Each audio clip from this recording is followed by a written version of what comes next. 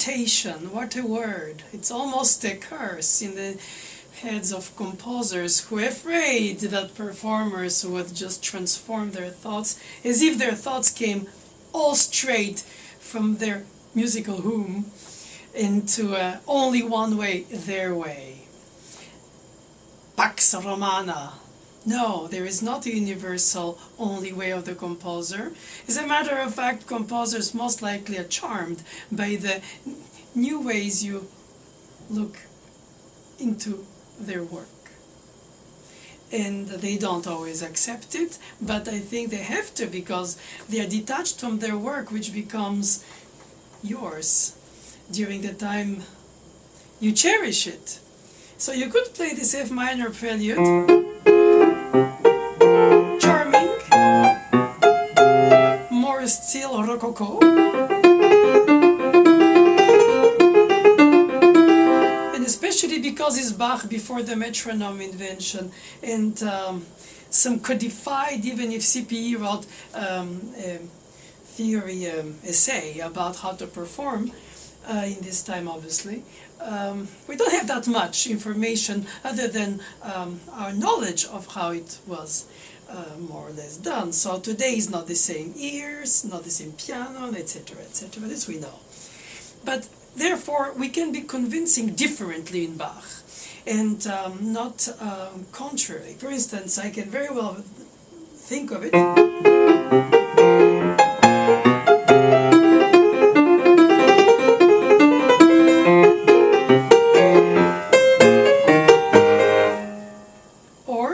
I want to use the lament effect of it, about the anticipation, the appoggiatura, the operatic from the Baroque era lament, oh, oh, or the bowing.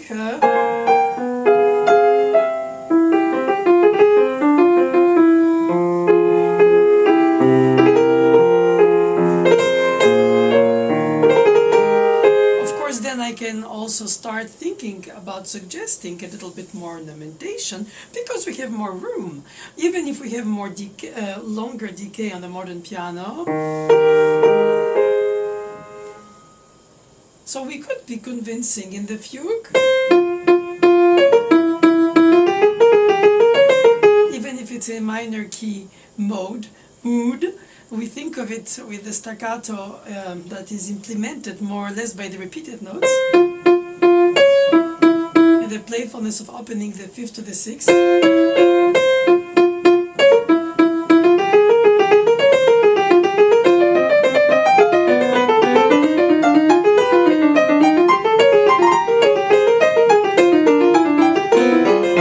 Sorry for that. The entrances of the different voices suggest playfulness, because the 16th notes are very quick, so it's not a vocal fugue. And so we think of it as fast, but of course nothing stops us from thinking of it.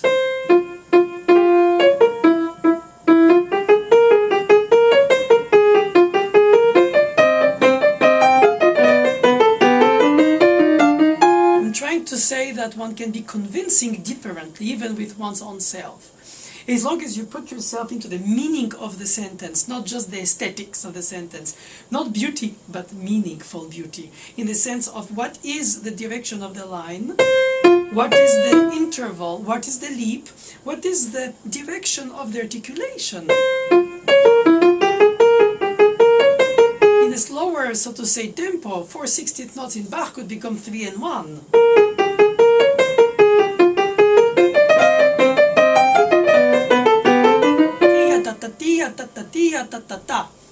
Or 2 and 2 slurred and 2 staccato. But of course, if it's played fast,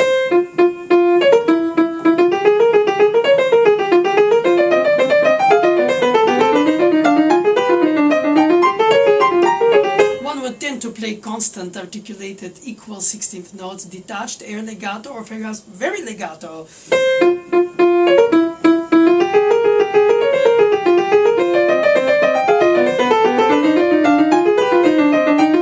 Aghast some, because say, oh, it's romantic, it's lyrical, why, how, come, is harpsichord, why, who, which, where, what article, which edition, which publisher, oh la la la la. So many good ideas that nourish our contradictory thoughts. But in fact, if we listen with our ear, with our heart, with our soul, and we find a tempo that articulates, and we think it's a relatively light fugue,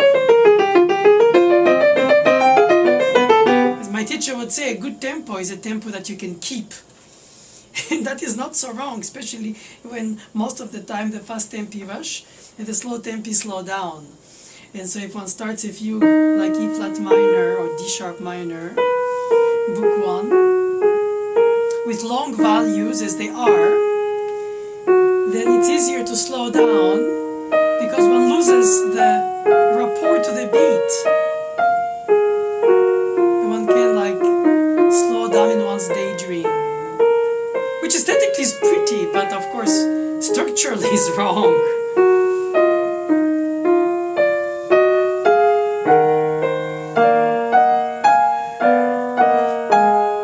There's a paradox because this one is not written in long values, it's 8 notes.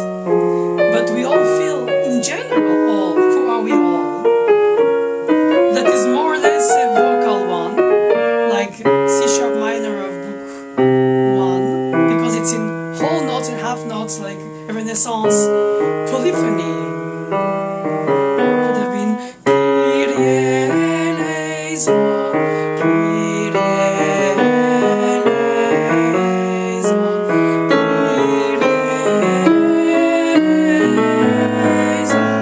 Kyrie eleison, Christe eleison, Christe.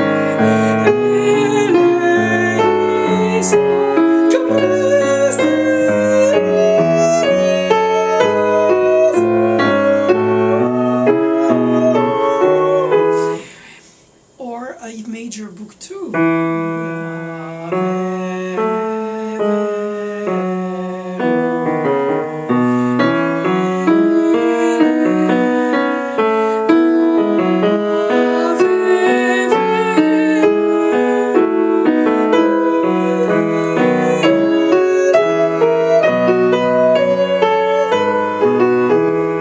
Because we assume that it resembles some of these Renaissance works from which Bach probably was also inspired, but at least inspires us to think that Bach was inspired of, at least because we find some kinship or perhaps even some descendants into it, or some inheritance, spiritual inheritance, of course. I think that in go back to the D sharp minor written in quarters and eighth notes could be played.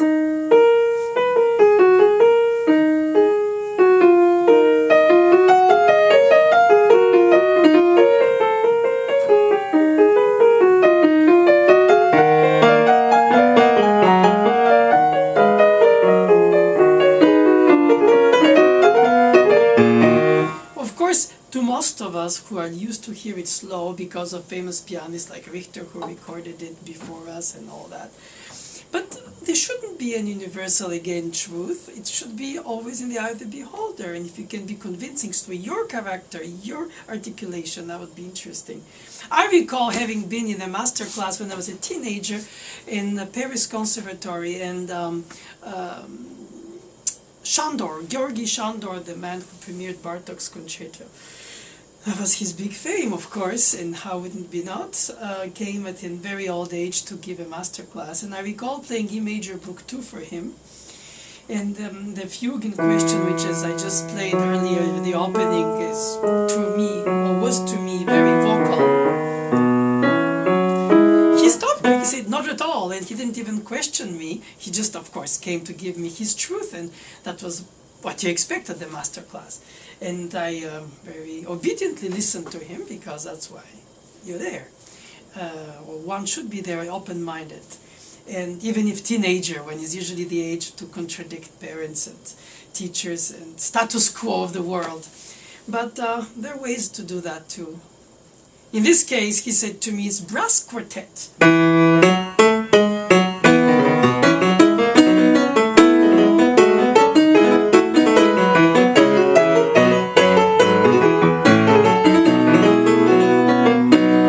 Like 4 trombones, he told me, and I was like, never thought of that. It didn't even occur to me.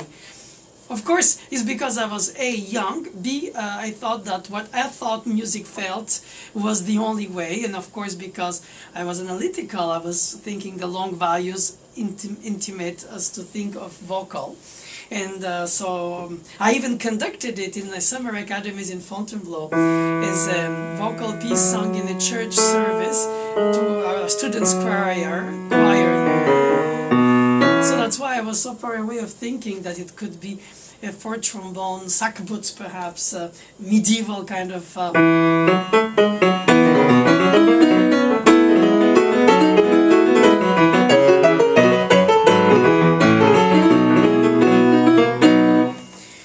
But that is the case. It's the eye of the in the eye of the beholder. And in the prelude of it,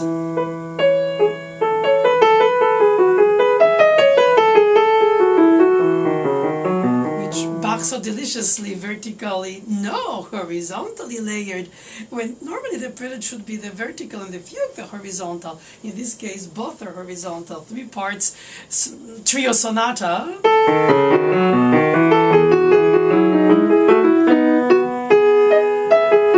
With inversions, you, me, you, above me, under me. Ré, do, si, do. Do, si, la, si. La, sol, fa, mi, sa, si, re, re, do, si, la, do, fa, la, fa, sol, la, si, do, si, do, re. And I was thinking when I was listening to him suggest the different interpretation of a prelude by Bach, obviously, perhaps interpretation in Bach is always a little bit cautious word to find, but not then, it was okay, it was acceptable, is that in fact, we didn't know, at least I wasn't knowing then, that way before Bach's time there was another composer who wrote a series of prelude and fugues on each key, being not as many major and minor chromatically before the Well-Tempered, and German composer too. And I was observing that this very E major from Book 2 in the writing of this other great master, it's also have the fugue with the same subject, treated a bit more simplistically, so to say.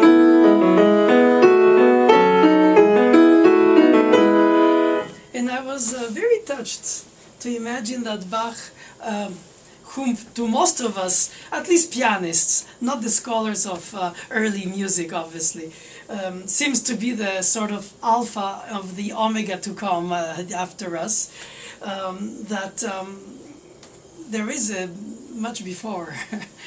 Much before, if anything, Bach is the end of the Baroque, at least for our scholarly ways, and more than the beginning of most for pianists of old music. But or we call it old, it's also relative. Then of course we have to have opinions, and perhaps, and that's why it's beautiful to age, because you can change mind. And Gould had changed mind for some of his interpretations, at least tempi articulations, more than interpretation perhaps, whatever that word engloves, recomposing, re-articulating, redecorating, re-ornamenting, or not, or yes, or how, or which. Not everybody agrees which is what, less rubato, oh la la. And romantic music, oh, don't romantic it, but of course it has romantic exposure through all these interval choices. So many prelude and fugues come to mind. Of course, most of the time young pianists are given to practice the well-tempered clavier for the exercises that they were and still are. Even like the Chopin etudes, they are aesthetically beautiful as works compared to only a simple exercise, which in fact there are two.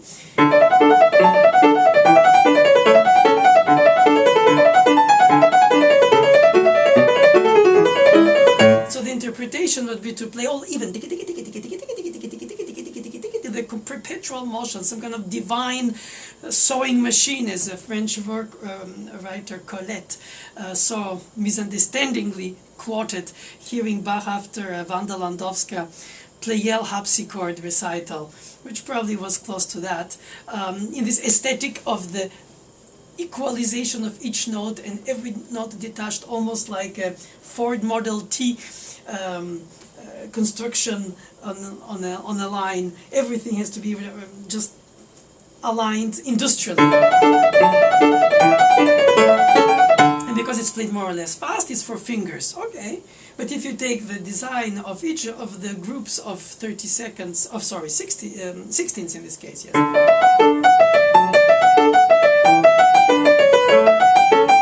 You can admire beauties inside embedded in the gesture of Bach, which are the consecutive step motion. And then they have the leap. So you appreciate the leaps compared to the consecutive tones.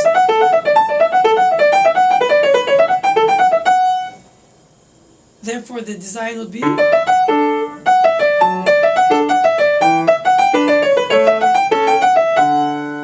of course, if you play it very fast, it just blends into continuum. It's like reciting words without meaning. And I speak like this because I feel like this is very interesting. No, I don't think it's interesting. Well, of course, it is effective, actually. It can be almost a comic effect. While it's as well practicing for equalizing the rhythm, the articulation, through rhythm practice, that's what I meant to say, Freudian slip.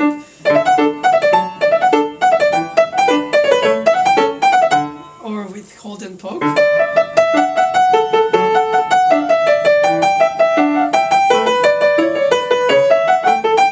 To articulate each note, especially 3, 4, 5, 3, 4, 5, 3, 4, 5. Figaro, Figaro. But then, in the terms of articulation and musicianship, if you come from the point of view of the harpsichordists, more than the harpsichord as an instrument, but the aesthetic of how you approach the instrument, you would hold, and you would have slightly bleeding, as they call it, and falling the keys, the fingers meaning on the keys.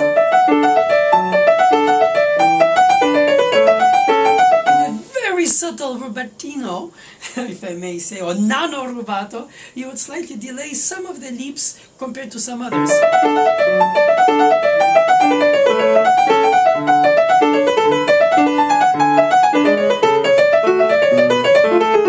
So in other words, you thematize the beauty of every detail, of every ornament, of every sub-ornament or decoration, and you make it aesthetically meaningful compared to the... But it comes down to the fact that when you practice the piano, you're always taught to play even, rather than phrased, which you would do on the harpsichord. So since the two are not really compatible in real time, but they furnish a lot of food for thought for playing each other, I think the way to think of it is to practice it in several tempi and try to find for each, and not only the openings, like I just give examples, but the whole prelude and the whole fugue in one given set articulation direction. A legato or full legato. Or slower, where you can separate different articulation. This kind of things this is really exciting to do because it's an exploration of oneself, or technically as well as musically, or even constructing that like some kind of garden landscape architect, because it's all about space and light and perhaps all the elements of nature. It's not just to play clean and through the notes. But in other composers, the mood, the mode, the feeling is so embedded in the piece that you don't have, and you shouldn't perhaps for sure, I think, have such a large choice of interpretation, because the piece already is set in the mood. It's difficult to play Mozart's A minor sonata. They have a certain, I think, sway scope until, just like, the ostinato repeated chords are the melody itself thematically as well. Here it's only the accompaniment. Here there are. And of course if you replay them inside the lifting of the keys halfway, it brings you to play faster. Of course, you have to verify if it's a cut time, if it's a 2, how it was originally thought by the composer, which again doesn't really tell us a lot more, because the instruments resonate differently, and our desire also to delay the first F sharp, which is of course a foreign note, and here is starting with a foreign note. It's like a cacciatore is for the pain, and this is more to escape. 505, 504, minor,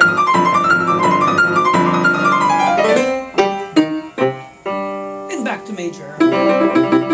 So Beethoven establishes modes, moods, atmospheres, articulations, everything, but the playfulness of it, the perhaps killing playfulness of the opera, that doesn't have a melody. It almost reminds us that he does the same thing in the first cello and piano sonata. Because the cello plays the melody and the accompaniment on the piano. Here in the sonata, in the Waldstein, it's all it. But you wouldn't play Mozart.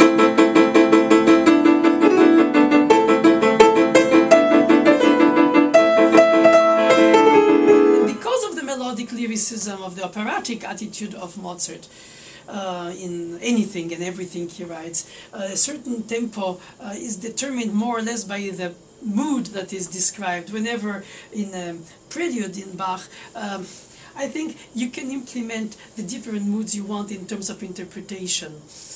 Or you just to not quote anything, just leave it as blank as possible by not involving yourself in it. For instance, C sharp major book 2.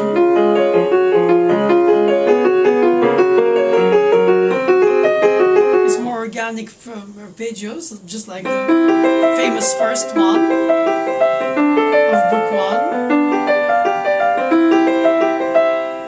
And so you could consider that over holding some.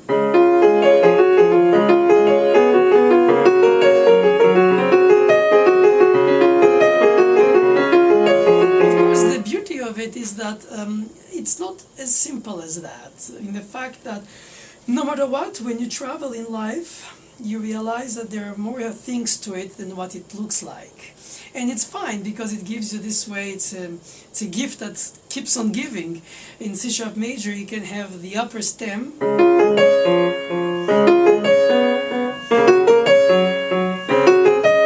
departure on the 16th note, catapulted up and then held.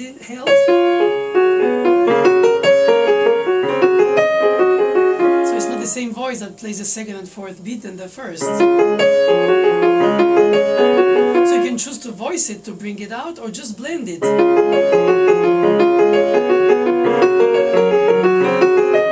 Since Bach basically wanted a little bit of both. So it's this combination here too.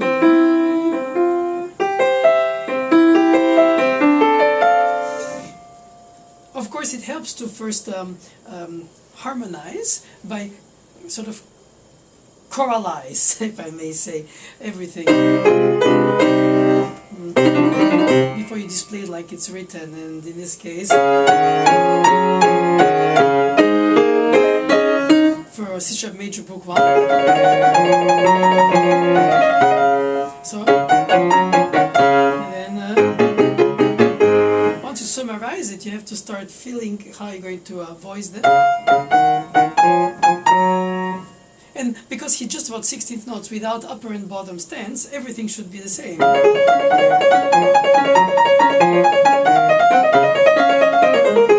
And in the C sharp major book 2, you might blend it, or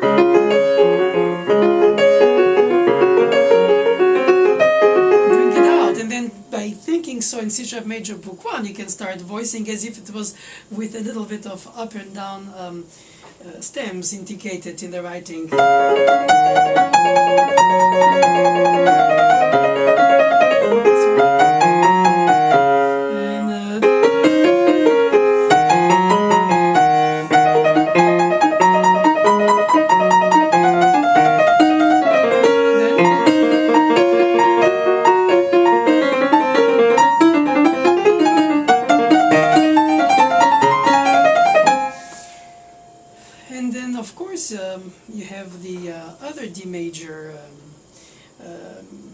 well, there's so many, and I cannot now go through every of them because I want to stay to the point of the interpretational choices, which can be more meaningfully displayed in D minor.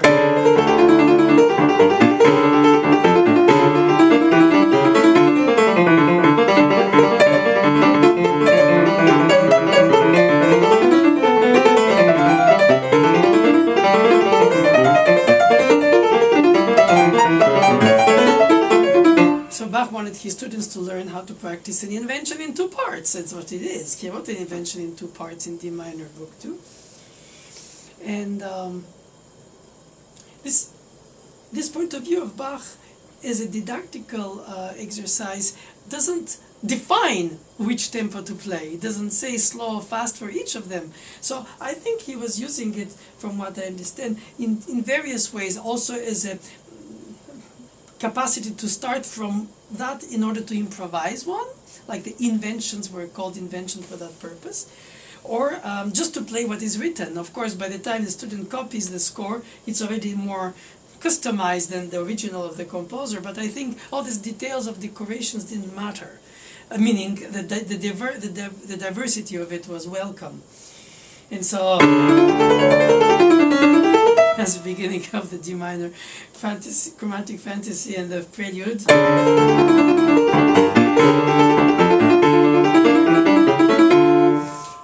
So many of them have common tools, and it's so exciting. E flat major.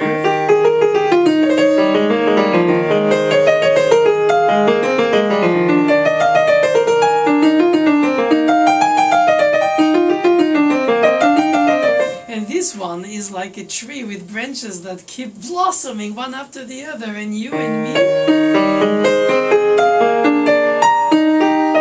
always establishing first, if possible, the subdominant, 5/4, the importance of the subdominant as the bottom fifth compared to the tonic, the upper fifth, and the subdominant we call it sub just because in the scale, which is a harmonic invention, it's under, but in fact the subdominant in the circle of fifths is the pendant on the left of the tonic and the dominant on the other side. So it's really the two balances.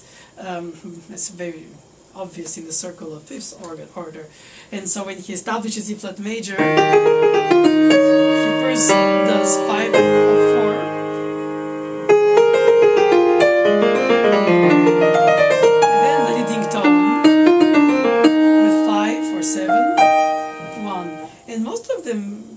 Proceed this way in his establishing of the tonality, since the prelude is to establish a tonality on which the fugue to soar. And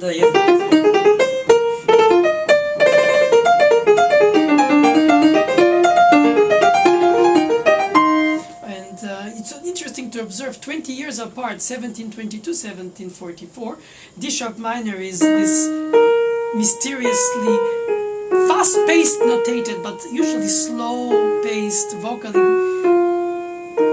genre played.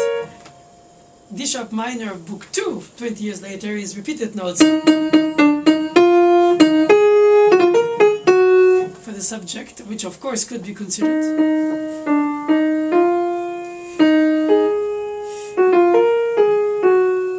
Prelude being the one with many notes. A bit like C minor Book 1. These kind of quick articulations, and also we go into the E minor, which is so striking because in Book 1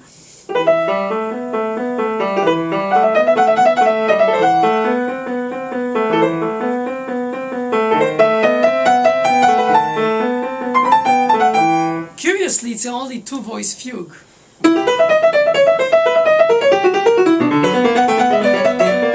But this two-voice fugue is the only one out of 48 in two voices. So the curiosity about this prelude in E minor is that Silotti, who was an uncle of Rachmaninoff in the Moscow Conservatory as a teacher, transformed, as rather the word, or transfigured. I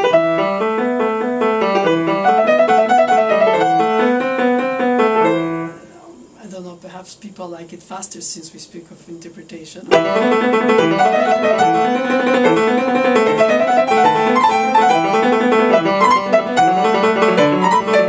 Or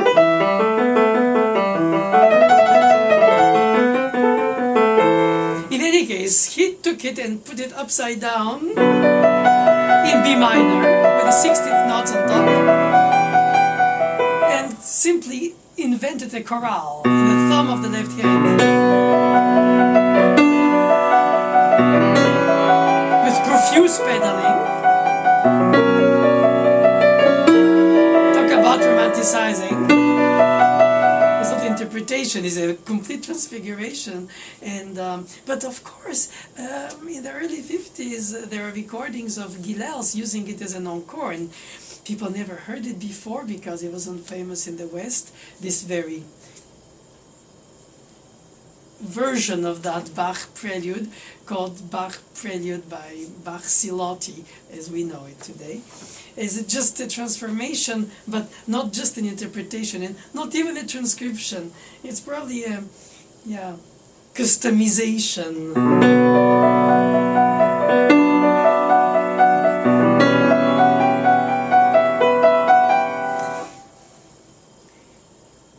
So if I take an example, as I played earlier very fast, I could transform it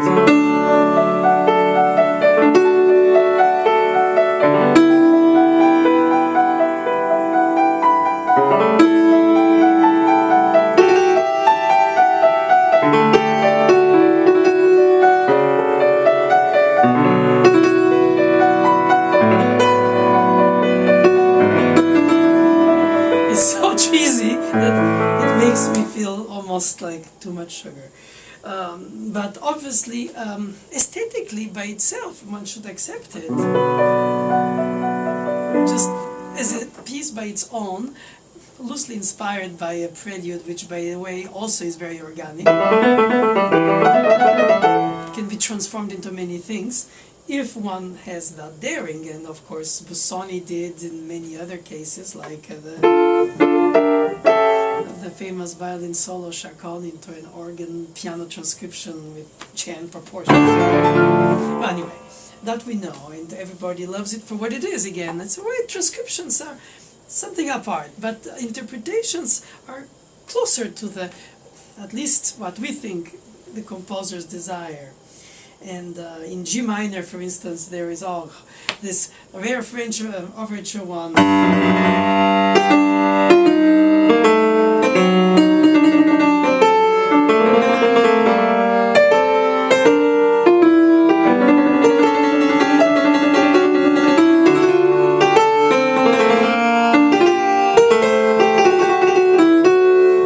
Or less ornamented and less slow.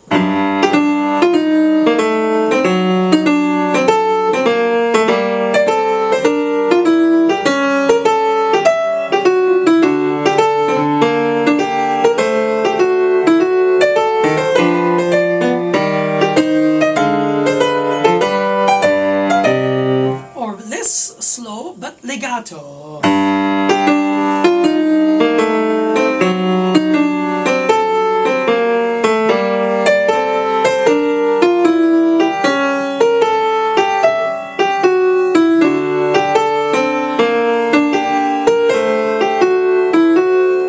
As long as you keep it in minor, it's probably closest to the to the composer's idea. But the fact is that there has to be this conviction that what you do is meaningful to you on the spot when you do it, like an actor delivering lines. And then as acting teachers like to say, it's rupture of disbelief. In the very first seconds, minutes, instance, you know that the actor is telling you an artificially educated lie, but it's because you want to believe in the character that the actor is putting alive through the words of the author. And all of a sudden, hopefully, you have this rupture of disbelief, and now you believe entirely in the storytelling until the end of the piece, and then afterwards he'll go out of there knowing that he was only an actor, or not only, but essentially an actor in that sense. And when we are told how to play something, we're told which tempo we're supposed to do, or we ask for it, or we agree or disagree, whatever at the end of it happens, when you play, you have to be responsible for what you do. In fact, you have to involve yourself in it in a believable way, not just I repeat and recite.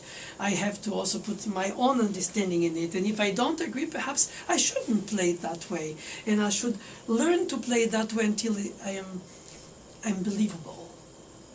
And I think interpretation is more about analytical understanding, of course, but in order to play, you have to also choose that you might be wrong, but not right away. For the time being, you find a temporary truth that corresponds to what you want to do. A flat major.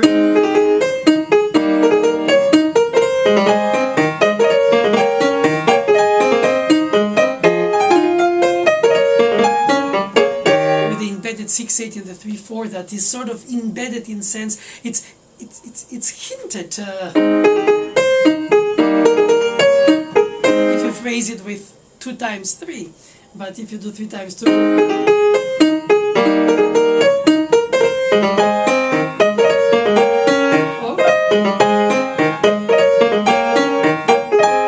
Or then one of each.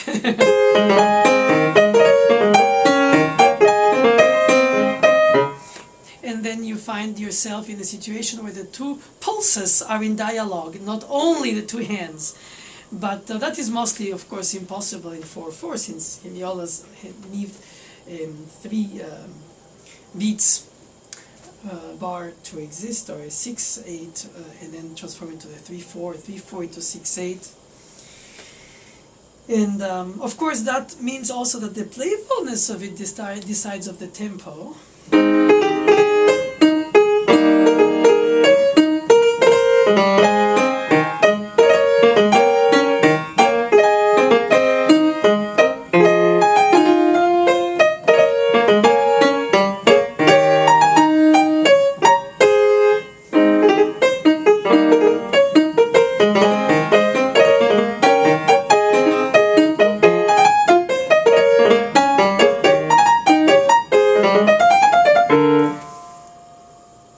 It is important to play fully the piece. I only give examples today. But it's true that sometimes the answer comes from the completion of the prelude, to know how it holds in every section, with the given choice of tempo, articulation and phrasing. For instance, you have A minor.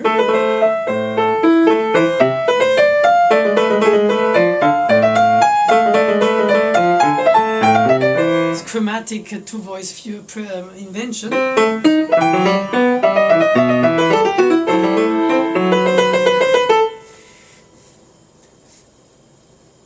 One can say that Bach writes down the articulations of the decorations. The trill is displayed in 16th note, so you have to play it lighter.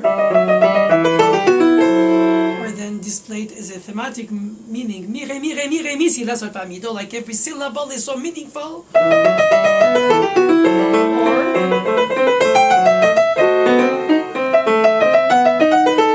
just go to the arrival long value. I still think the articulation with the lightness of the short values is more meaningful on the piano, or readable, or to the listener's ear. And then you have monuments of I think overdriven situations. For instance, B flat major, most exams one hears the book 1 overly fast and overly, because it's in 30 seconds in the notation, so it's compelling. Okay, granted, it's a bit exaggerated, but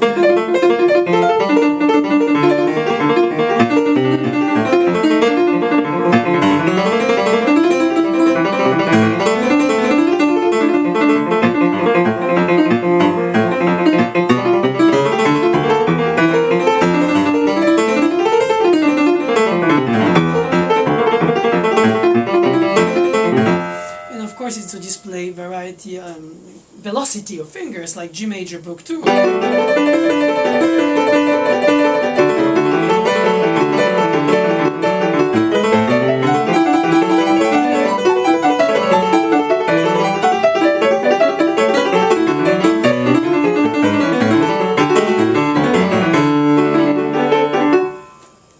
And it probably is exaggerated, even if the G major is notated in 16th notes, if that will give us an idea of the possible tempo in comparison to the 30 seconds of B flat, written like a violin solo piece. In the genre, no, in the texture, yeah, exactly, these displayed chords. So it could be. And all of a sudden you start hearing the melody in the bass, which in the fast tempo you don't hear, you just hear the harmonies. So it blends, or then it delays. And if you overstay on it,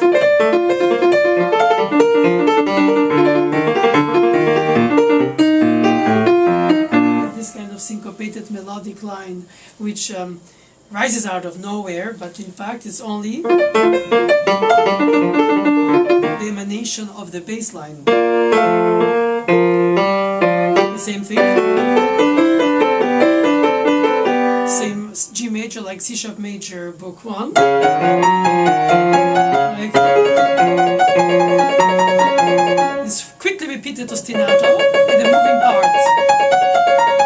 Here.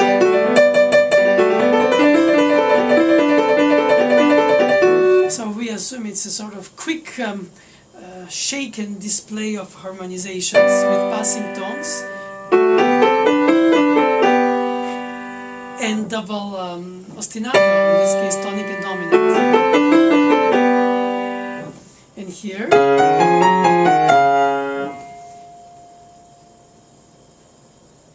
but you have more subtle things that occur towards the B flat minor of Book 1, which people play for with often the expression that later Chopin inspired himself so much, so we think of it as a romantic piece.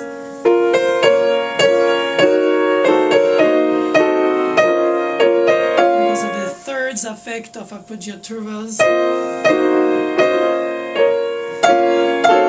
it creates these dissonances with releases, which Book 2 F minor is only in triads, here is this in seventh.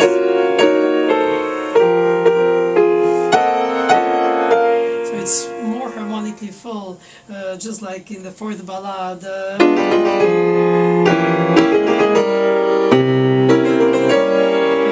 Bach, Chopin, interesting.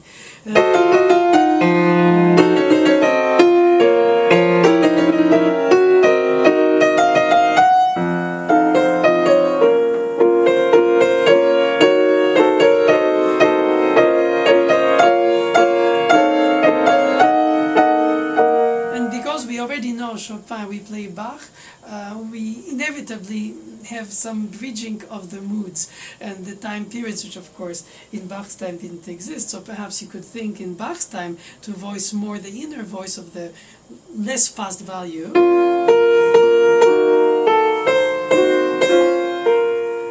In eighth notes, in upper thirds, less.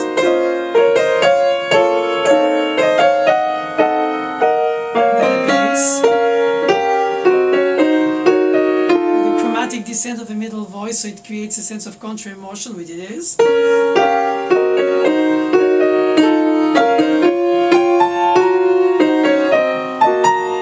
These expressive dissonances that express sense of pain, of pleading. But in order to play it more as a Baroque piece compared to the Romantic era Chopin's expression of more overt pain display,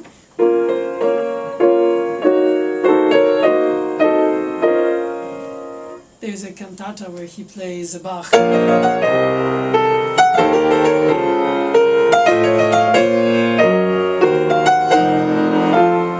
And he uses it so expressively melody, but of course not on the harpsichord per se, but more in the bowing of the instruments like violins, Baroque violins, more imitative of the voice of the Baroque arias. With this crescendo on the moment of the suspension becoming dissonant. Perhaps we played inside the key.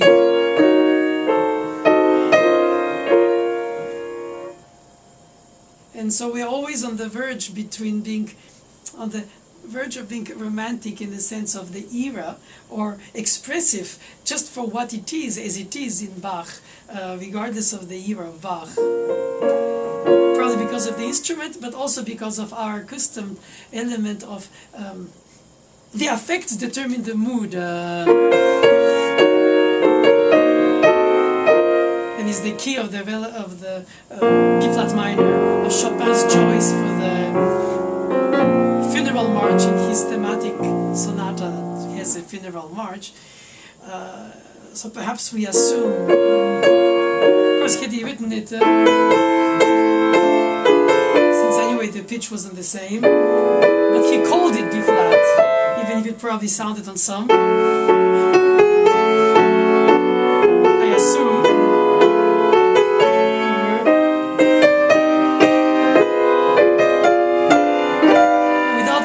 Theories of the colors, of the tonalities of Scriabin and others. It's just a question of perhaps accepting that we have some keys that remind us of other pieces we love, that express pain.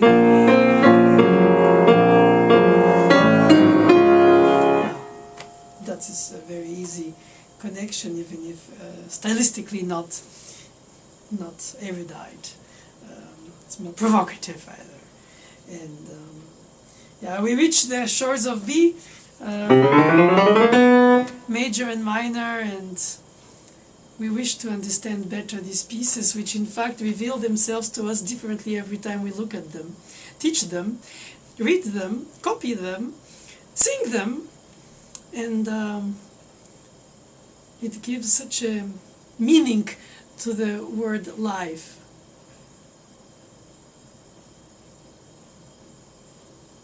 Thank you.